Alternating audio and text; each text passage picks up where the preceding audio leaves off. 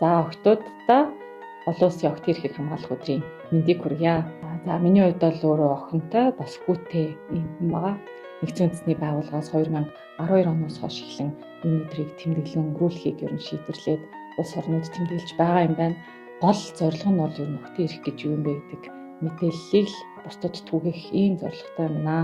Охидын эрхийн талаар тайлбарлана гэдэг бол бас жишээ нь хүн болгоны л эрхтэй холбоотой асуудал ярих хэрэгтэй байна.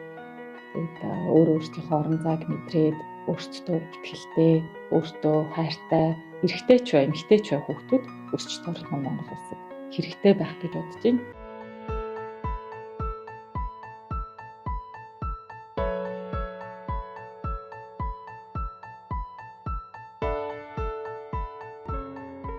Сошиал орчинд бол яг эмэгтэй хүмүүсийг илүү бүлийдэх гэж ярьдаг те, химлэх, дээрлэх, янз бүрийн байдлаар асуудалд оруулах, түгээмэл асуудал ажиглагдаад байгаа.